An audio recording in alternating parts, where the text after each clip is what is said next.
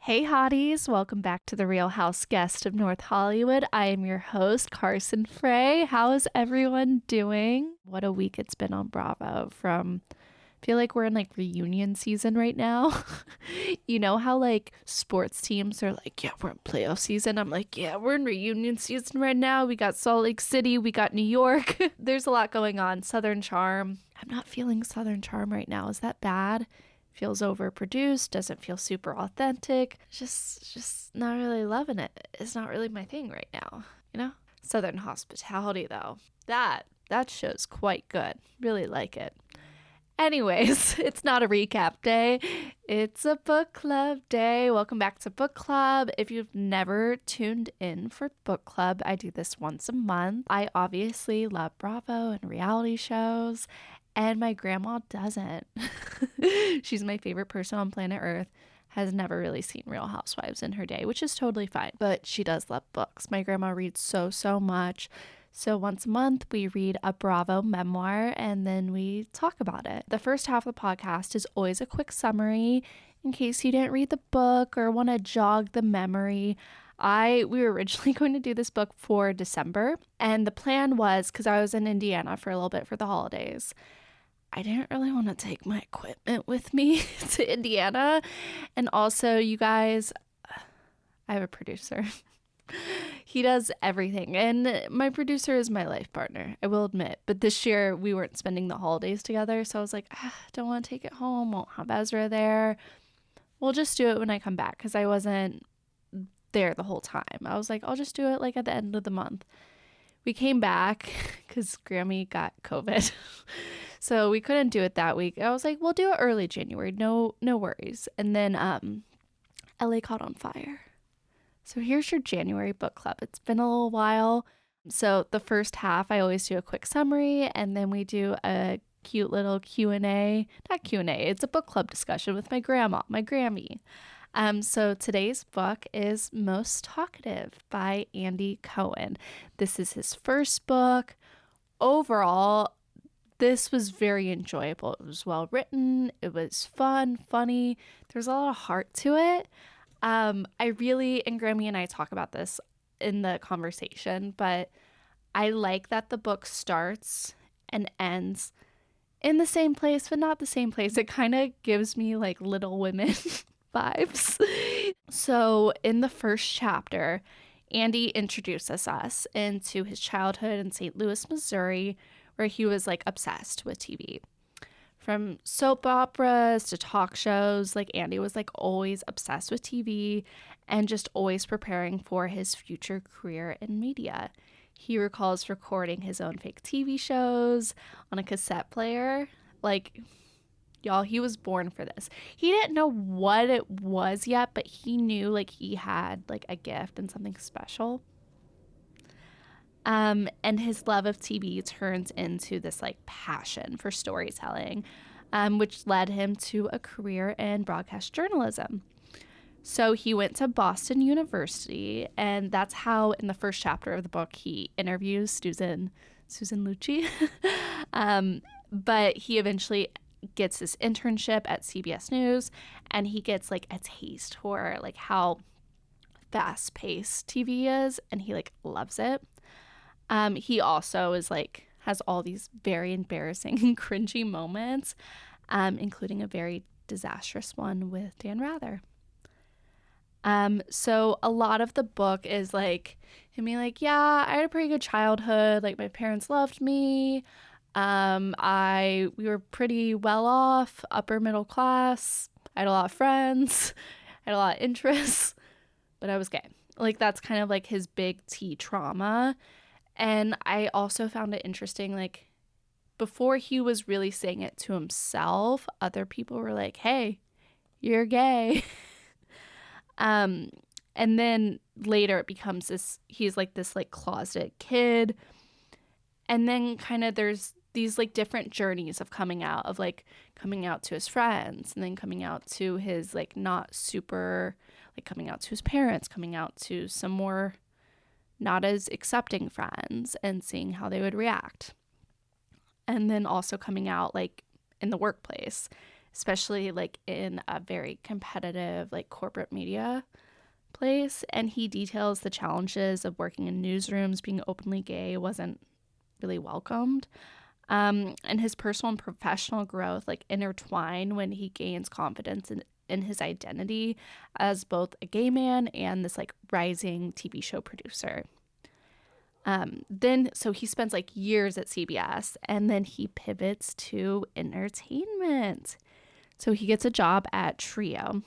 It's like this quirky network known for niche programming, and he starts to develop these like unscripted TV ideas. He realizes he's like way more interested in celebrities and reality TV than hard-hitting news. Stage his Bravo takeover.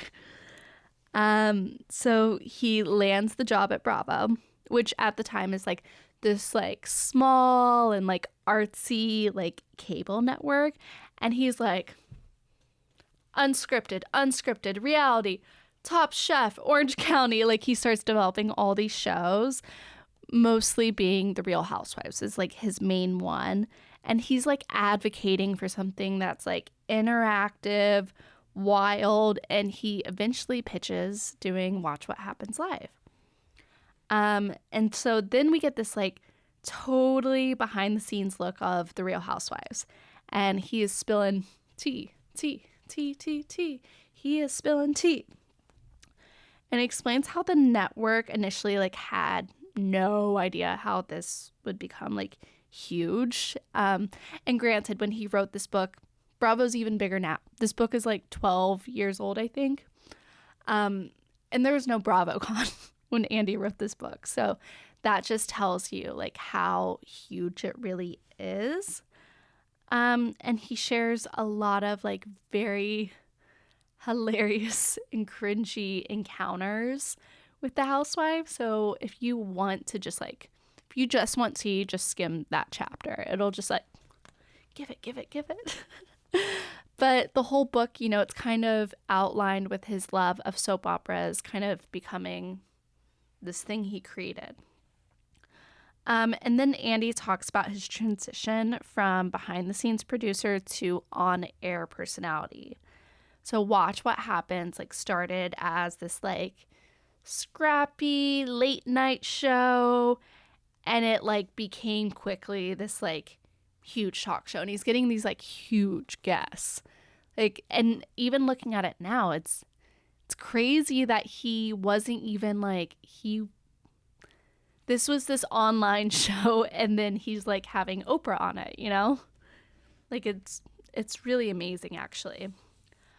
He also just kind of reflects on like his best interviews, celebrity run-ins, and how like this is sweet, but like his dreams really coming true, and like what that's like for him, what that means. And then he talks a lot about like, okay, so he like becomes successful. He's famous.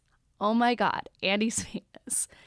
And he talks about how he's handling fame, criticism, and controversy.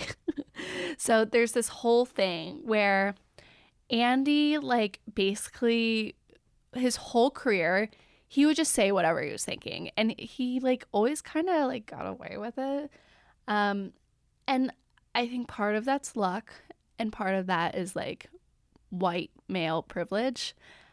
Anyway, so he like says this comment once, like there were like these kids performing, and like, like they were like, oh, what'd you think, Andy? And he was like, not a fan or something. Or whatever. And then all the headlines are like, Andy Cohen hates children. Andy Cohen despises children. And like all these kids actually were like from this like, underfunded school, and like they were doing this choir, and like it became this thing. And he kept trying to apologize, and like everyone's like, go away, Andy Cohen, you're a bad person. And then he tries to apologize to the kids directly. The choir director's like, go away. Like, he's like, I'm trying my best, but actually I should start to, think before I talk, because I guess now I'm the face of the network. He also talks about how he's like always been someone who like worships celebrities, and just how insane it was that he was like, oh, I'm famous now, like the big one for him.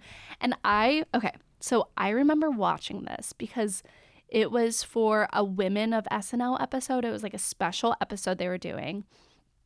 And they had Andy like playing himself, like as host of the reunion. And then they had all the women of SNL there playing themselves, but as like housewives. If you haven't seen the sketch, stop what you're doing right now. If you're listening in your car, literally pull over and look up the sketch. It's so good. It's Women of SNL. It's so funny. But they parodied him on SNL. And as a young child, I saw that and I go, I want to watch that show. What's that show?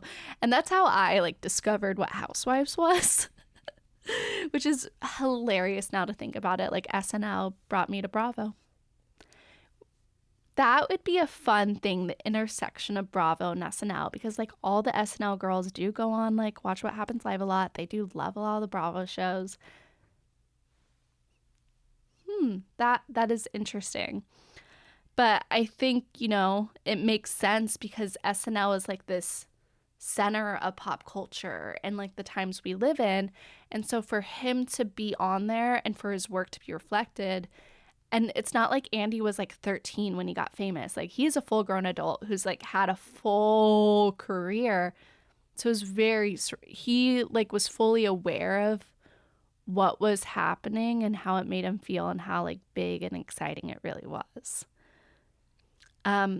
And then Andy gives us this like ultimate like backstage pass to all the drama of the reunions, feuds, off-camera antic.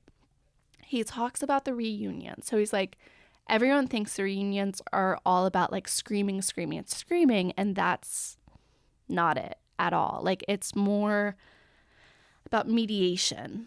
And he talks about how those shows are there to bring the women together, and his role is to bring them together. Oh my gosh. Andy is such a fanboy. If you take anything away from this book, it's how big of a fanboy he is. So he gushes about meeting all of his idols, especially Oprah and Cher. Every time he meets Oprah, he messes it up. And it's like, I want to be like, Andy, stop. Just stop talking. Stop. You're messing it up. It's Oprah. But it really did make him super human.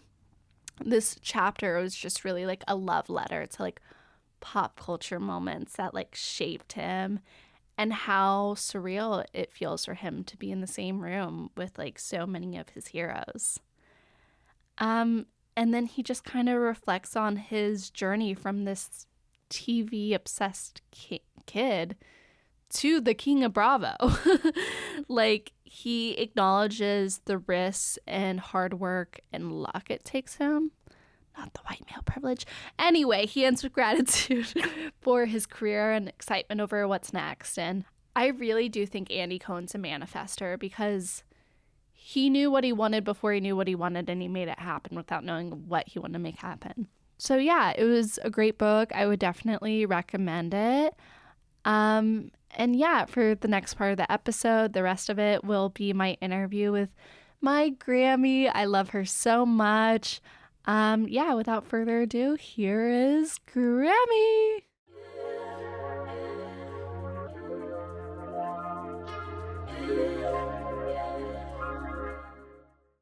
Hi, welcome back to the Real House Guest of North Hollywood. I'm here with my Grammie. How are you today, Grammie? I'm great, Carson. How are you? I'm good. You haven't been on an episode since November. How was your holidays? wonderful, except for having COVID. Oh yeah, I forgot you got COVID and I was like, "Bye, gotta go." Yep. But we had fun. We hung out a lot. We watched some Housewives together. And we Yes, that also was fun. yeah, it was good hanging out, being home with everyone. Okay, so our book is Most Talkative by Andy Cohen, the king of Bravo. What was like your first impression of the book? I loved it. I mean, because first of all, he's such a wonderful character. Mhm. I sort of, fell in love with him, and it was, plus it was describing things that I was familiar with a lot. Mhm. So I thoroughly enjoyed it. I sat and read it, and it was like just fun to read, like I was talking to him or he was talking to me. Yeah. Yeah, I love when a memoir feels like a friend gossiping to another friend. Yes, Like that's I my like favorite that. kind. Um Mine too. What did you think of, like, his storytelling style? Like, I found it to be a little bit, like, gossipy in that way, but also, like, I just liked how he wrote. It felt very, like, you had your comedic portions, but he had a lot of heart too, I felt like. He did. I think he must have been a fun person to know as a child. He was just happy, exciting, having fun talking, and it came Mhm. across in the book. I Yeah. liked the way he wrote it. He wasn't just telling us facts. It was like you said, we're sitting down and hearing him tell all these stories about his life. I love how he told his childhood. Like, one, like, how he described himself with, like, the cassette player and playing, like, talk show host, but also how he would describe his parents, like, their back and forth, and, like, his mother especially. Yes, I think he had a wonderful childhood, and Mhm, I think wonder how much his mother had to do with it. She encouraged him so and was so positive and went mhm. along with his crazy pranks he played on her. I mean, he just had a good relationship with his parents, I feel like. Yeah, like the scene where he came out to his parents and his mom was like, took it in and was like, "All right, let's plan how we're going to tell your dad," which I found funny. And then his dad taking him to Steak and Shake to talk about condoms. I was like, that was the most Midwestern thing ever to me, like going to Steak and Shake. That's true.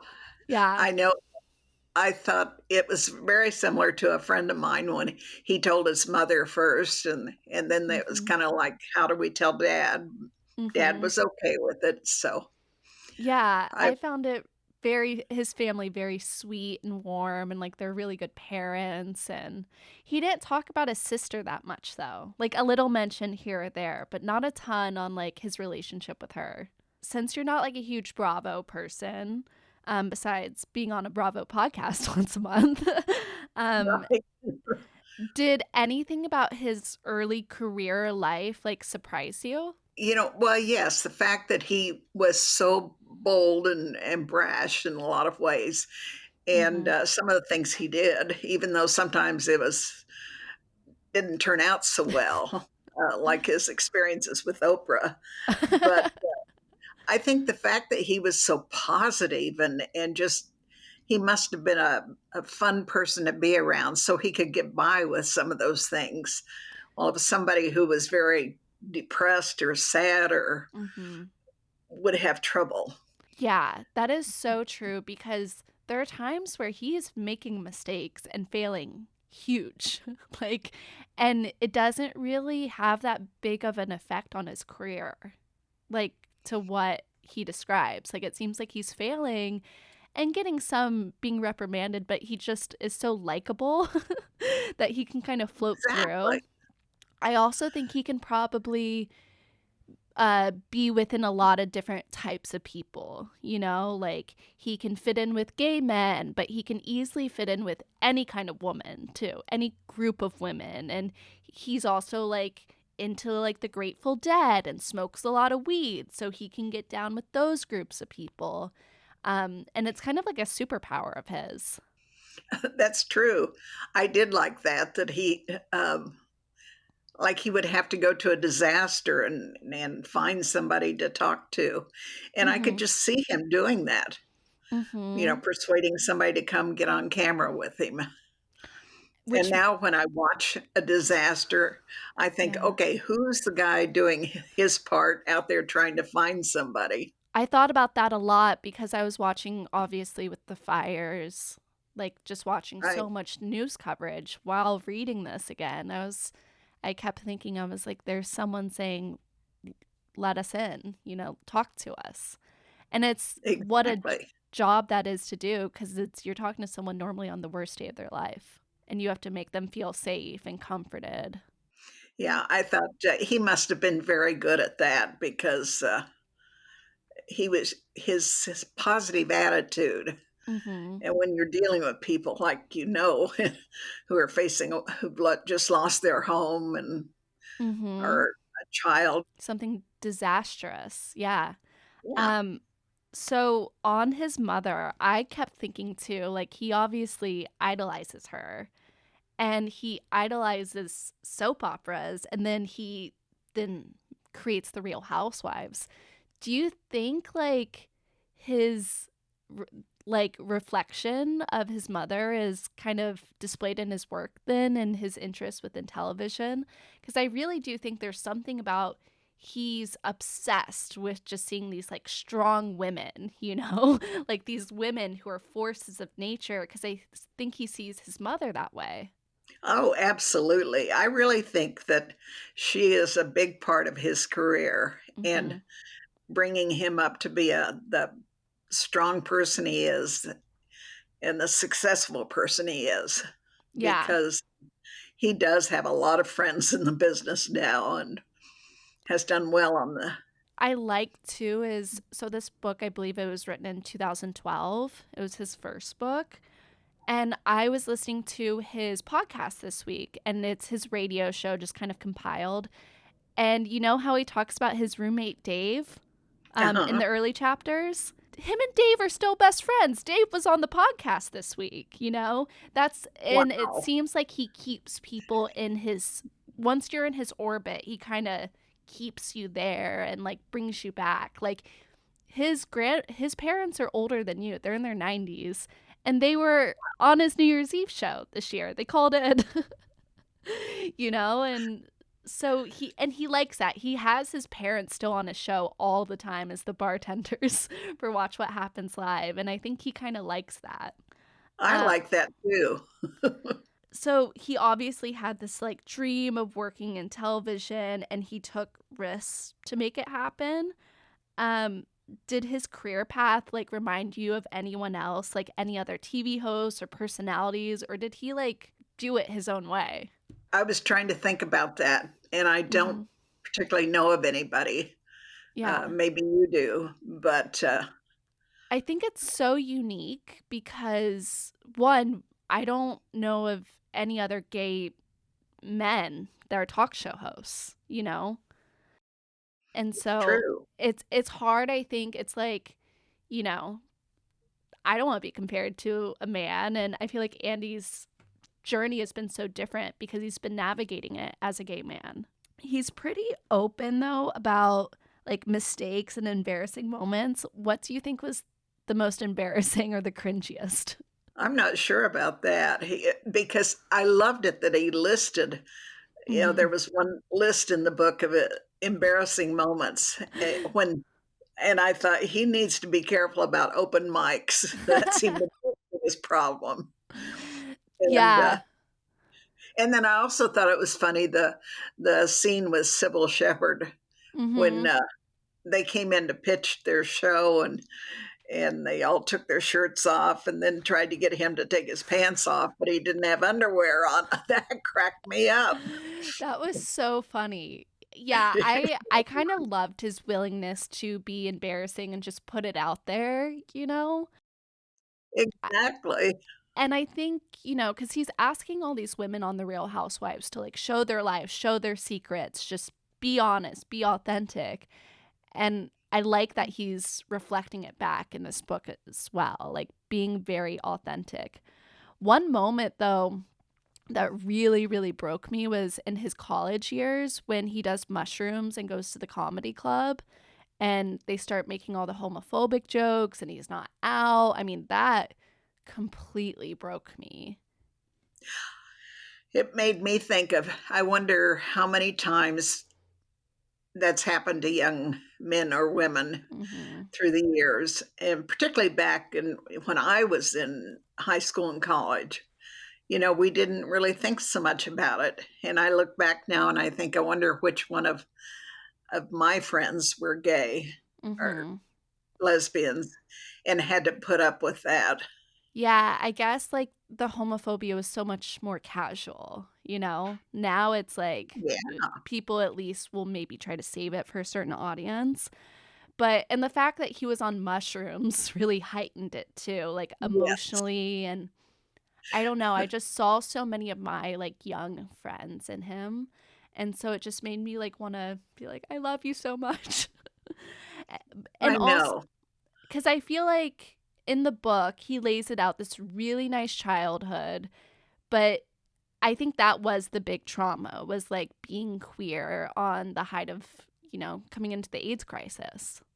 Oh, yes. I remember when they first started talking about AIDS, Hmm. and it was just tragic. It really was, the people who died. And Yeah. It was not until Andy's book, like, obviously, like, I wasn't alive at the height of the AIDS crisis. And in my lifetime, AIDS has never been a death sentence. HIV has never been a death sentence at all. Um, but just thinking of the shame Andy had that he described for like being gay and being like, I can either never be myself or I'm going to like, my mom will like lose their child because I will get AIDS and die. Like the definitive nature of his thinking almost. That really broke my heart because it's like really made me think about how many like now older generation men never lived their truth because of that. that's true. It really affected a whole generation there. Yeah. And, and I know people who lost their partners due to the AIDS crisis. Hmm. And it just brought it back to me, how horrible it was. And when he finally got tested, because it's like this whole thing, he won't get tested, he won't get tested. And when he finally does, it's like, oh, I can do whatever I want with my life. Let me go do it. And I kind of love that attitude of him. He's like, oh, okay. Well, that's his whole positive way of living. I, Yeah. you know, I, I think he must be so much fun to have as a friend. Yeah, I do too. He would be really fun to go to dinner with. What, like, if you Oh, could go to yes. dinner with him, what's like one question you would ask him? Oh, well, I think I might be kind of like he was with Dan Rather in the car Yeah. when he pounded him with all sorts of questions, because I'd want to know about the celebrities, like, who was his favorite and who he Hmm. didn't like, or all those inside stories. I loved hearing those. He almost is like an Andy Warhol in that type of like he knows all the celebrities and he's just kind Yeah, of like and he's telling gossip, but it's kind of known if Andy knows it, he's going to like tell you and tell the public and it's very pop culture. Were there any other like famous people that like stood out to you? You were like, "Huh, interesting." Like I know Dan Rather because I remember calling you and be like, "Who's Dan Rather?" well, yeah. I mean, because, well, for one thing, we always watch CBS Morning Hmm. Show Okay. because we just loved Harry Smith. So Hmm. it was so much fun to read this and hear his take on Harry Smith, which I'm Hmm. glad that he was a nice guy. Hmm. And the other thing I thought was interesting, when the CBS Morning Show got rid of all their people except for Julie Chen, I was so upset. And because I thought it wasn't fair, since she was married to the Hmm. president of CBS. But since Andy says she's a good person, I've decided that, okay, I'll like her again.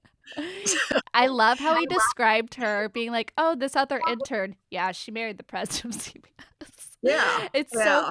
casual how he describes them. And I also think it's what's interesting about Andy is he does come from this journalistic background, and so a lot of it is dishing on journalists and like Oh, that process. And but then he's like, let's gossip about the housewives, and I'm sure that whole section you're like, don't know who that is, who's Lisa Vanderpump, like all that. I really loved how he kind of broke down the reunions in the book and how his approach to like hosting them as well.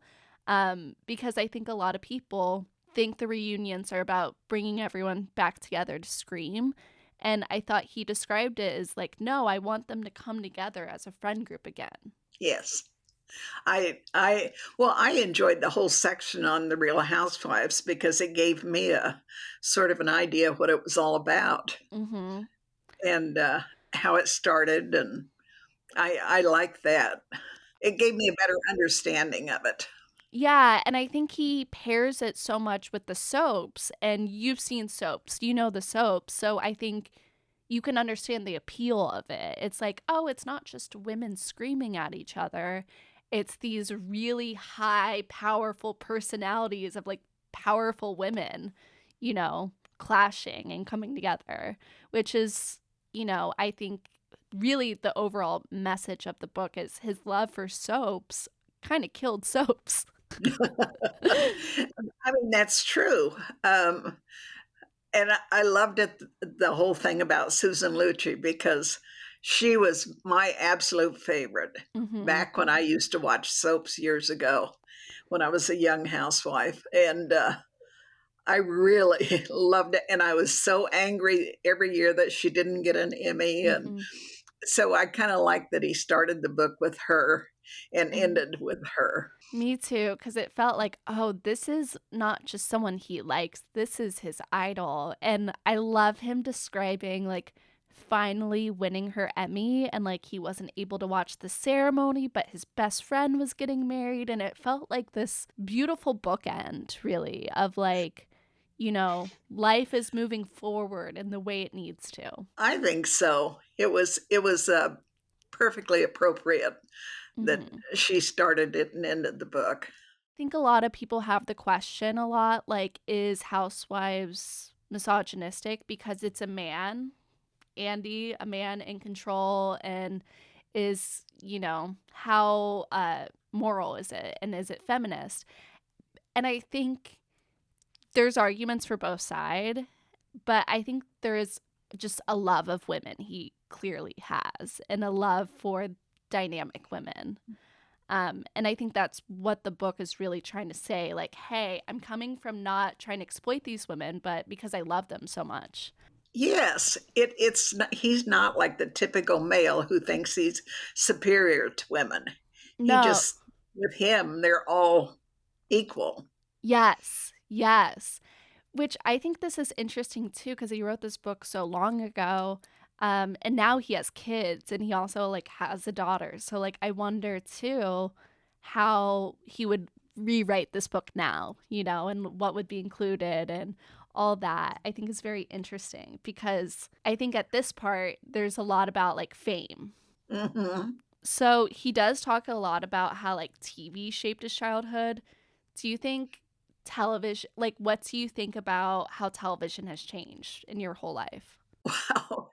Well, of course, when I started watching it back in 1954, 5, um, everything pretty much was live, or most things were. They didn't tape things, Mm, and so you saw things happen.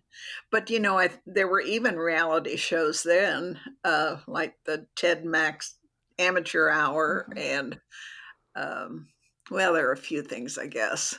Ed Sullivan Show, more entertainment things. It's interesting that there were reality shows back then, and so many people think reality shows are a thing of like just the 2000s, but there always were. They just weren't called that. They were Um, called different things. Yes. I think that this book, there's like this overall love of just like television and entertainment and like how important it is, like really. Because it's like TV kind of gave Andy all the ideas for what he eventually did. So yeah, really my last question is like, if someone asked you to describe Andy Cohen, how would you describe him? Wow. Just a positive, energetic, interesting person. Yeah. And I think he's the kind that I could be best friends with Oh. easily. He would just I think he would accept anybody Mm-hmm. as long as they were good-hearted. Yeah, and I think there's something about the housewives and like maybe as well with soaps that someone can do something wild and maybe not something that's a nice thing, but it doesn't mean they're a bad person, you know? You can see that and be like, "Huh, interesting." And I think he sees that a lot. He won't write someone off cuz they did something crazy. Well, I think about, the whole thing with Tammy Faye Baker. Oh, I loved that section. I did too. I thought he is so accepting. I mean, she was just kind of an oddball, Mhm. and, and of course, her husband had done some I can't even remember now, but bad things, but he just accepted her Yeah. and, was very kind about her to her. Yeah, I And the like that. fudge that she gave him that he kept and never ate. Because He I'm like, finally threw out. yeah, but I would too. I'd be like, it's Tammy Faye Baker. And I think that's like, okay, maybe her husband did something, but what is there to her? And I think maybe that's a superpower he has as well, is he can see women individually rather, because so often they're overpowered by their partner.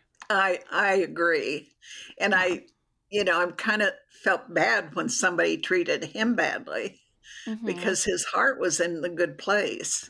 Like the thing with the kids, it was also that was probably my cringiest moment was the thing about the kids because I knew he wasn't trying to be bad, but he kept saying the wrong thing and not really thinking, but they took it the wrong way and then the media manipulated it. Um, but now people don't even talk about it except for us. Right, right. I like that, he was able to become so successful. Yeah. Yeah. And he's even more successful now, which is crazy. Like he's talking about how like no one would know how big the housewives would become. And I'm like, this is before BravoCon, you know? This is before Yeah. Bravo is like it was still a little bit more niche back then, like when he wrote this book. Now it's a lot bigger, I feel. Well, I noticed even I mean, because I don't watch Bravo, Mhm. I mean, or except the little bit you've shown me. Yeah. But, like, he was on, Kelly and Mark's show, in the Yeah. morning, so I've seen him other places. They're on the Today Show, I think, or somewhere, but Yeah. I've run into his name other places. Yeah, he's So, much more mainstream, especially with the New Year's Eve with Anderson Cooper. Like, I yes. think you could not have ever seen Bravo and know who he is now. Exactly. You know, he's almost like Yes. he's bigger than Ryan Seacrest, I would say. Yeah, I think so. Hmm. So Grammy, how many olives do you give Most Talkative by Andy Cohen? Well, I like this book, so he's getting 4 olives, which is Alrighty. probably the most I can give to almost any book. I give it the same rating, 4 olives for me. I loved it. Cheers. Cheers. Forgot to get my drink, but it's early in LA. Uh, um, before we go, I do want to announce our next book club, which will be Love Me As I Am by Garcelle Bouvet. can't wait. Well, thank you, Grammy. It was so great having you. And we'll see you next month. Bye, Carson. Bye. Bye.